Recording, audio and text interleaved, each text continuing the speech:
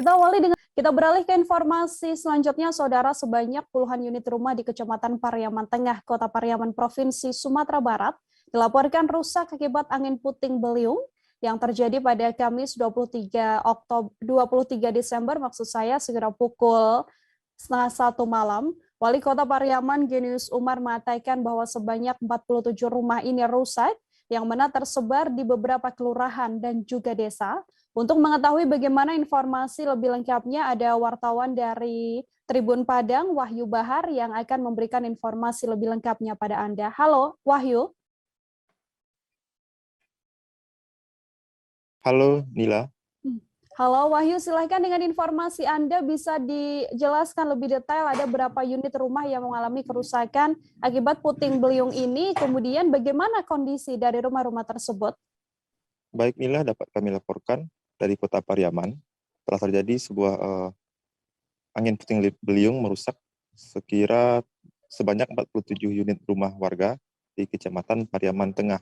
Kejadian ini terjadi pada hari Kamis 23 Desember pukul setengah 1 waktu Indonesia bagian Barat. Sedangkan kata Wali Kota Pariaman Genius Umar, 20 unit rumah diantaranya mengalami rusak berat. Dan secara umum, kerusakan terjadi terhadap atap-atap rumah warga yang berterbangan. Begitu, Nila. Di mana saja lokasi puting beliung ini menerjang rumah warga di Pariaman, Wahyu? Jadi sebanyak 47 unit rumah tersebut yang rusak tersebar di beberapa kelurahan dan desa seperti Kelurahan Tarata, Jawi-Jawi 2, Kampung Pondok, hingga Kampung Baru dan Lohong. Itu, Nila. Lalu untuk respon dari warga atau curhatan dari warga sendiri ketika mendapati rumah mereka rusak diterpa angin kencang ini seperti apa? Baik, beberapa orang yang kami temui, seperti Emma Evasia, seorang ibu rumah tangga, mengatakan bahwasanya saat kejadian ia sedang tertidur di rumahnya, ia mendengar suara angin yang menderu-deru, katanya.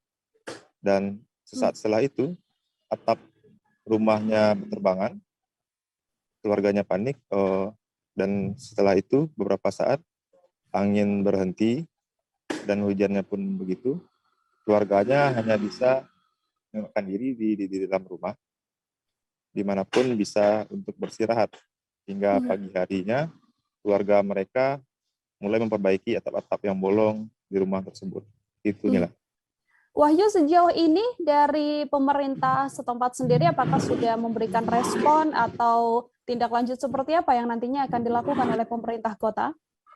Baik, pantauan kami di lapangan, pagi harinya sekira pukul 9.00 WIB, pemerintah Kota Pariaman bersama jajarannya, Wali Kota Pariaman Genius Umar, Wali Kota Mardison, langsung mengunjungi warga-warga yang tertimpa musibah tersebut. Jajaran pemerintah kota memberikan bantuan cepat, diantaranya ada terpal plastik, beras, tikar, begitu.